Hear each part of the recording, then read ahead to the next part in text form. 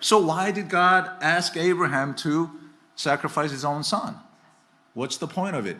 Test. Why? Why such a harsh test? Because Abraham is a sinner. I mean, yeah, we should be more like Abraham. Whenever you read Bible, don't read it like we got to be like Abraham, we got to be like Daniel. No, we got to be like Jesus. To the extent that Daniel represents Jesus, we got to be like him. To the extent that Abraham represents Jesus, we got to be like him. But he's a sinner.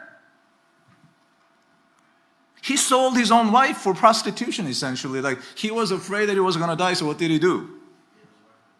He just essentially gave up his wife to Pharaoh, and what's he doing? Probably, I can imagine, I can imagine that he was very depressed that night. He probably felt guilty, shameful. He was probably prostrate, crying out to God. He said, "Oh Lord, just bail me out this one time."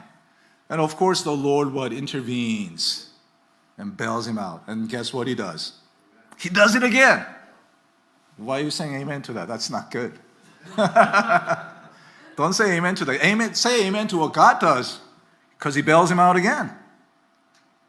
And this man of faith, what does he do? If God does something like that, you would think that he'd be most, loyal, awesome, a faithful servant, right? But no, he still doesn't really believe that God's going to give him, Isaac. You know what? Literally, in order to make him believe, God literally had to come down from heaven and is telling him, "Listen, I know it's been a while, but you will have a son." And how did he respond? He laughed at him to his face. He's laughing at him to his face. And God is so gracious. God says what? Name that son Isaac, which means laughter. But God is bringing real laughter of joy, of salvation to that family. What an awesome God. And then the name Isaac is a constant reminder of what kind of God that they serve. Right? So did he deserve this son? No, he didn't. Why did he get the son? He didn't deserve any of the blessings. So how is God going to bless the world through Isaac when Abraham himself didn't deserve an ounce of the blessing?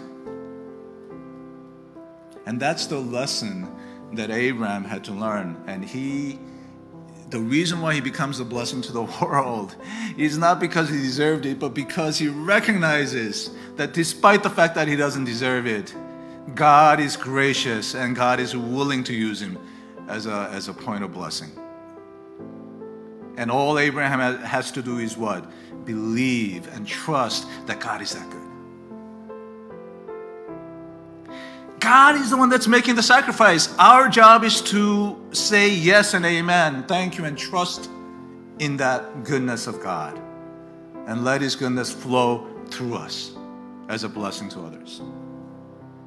And that's the reason why Abraham was tested. Don't tell me that, yeah, you can read Bible any way you want, but please don't read Bible and say, God wanted Abraham to actually sacrifice his son. That's not the case. God wanted to teach him a lesson. And at Abraham's heart, there's a natural consequence to sinning, right? When you sin, what happens to your heart? It hardens. When God bails you out and say, "Oh Lord, I'm never going to do this again. Lord, bail me out," and he bails you out, guess what happens? It's not like, "Oh, that's great." No, it's not great, because something really happened to your heart. It just got hardened. And you do it again, it gets hardened even more. And God bailed Abraham so many times that, killing a lamb doesn't do anything anymore. After a while, like in the beginning, you kill a lamb, you're like shaking, your leg is shaking, your hands are shaking. It's like, "Oh no," And the little lamb is going, "Meh." You're like, "Oh no, that's so cute. Oh no, I can't kill." But you slit the throat and it's bleeding to death. You do it like 20, 30 times, and what happens? You're like, "Yeah, let's get another one." Hey, this time this guy is not screaming as much. But now with his own son, with Isaac, he's waking up. It's like, "Oh my God, I have totally forgotten what sacrifice the Father is willing to make for all my sins." He just got too comfortable with God's forgiveness.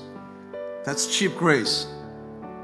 The difference between cheap grace and the real grace is that when you actually see the cost of that grace, in the Father. And you can no longer, you just can't do it anymore. You just can't hurt the one that is so good to you. It becomes a huge barrier to sin.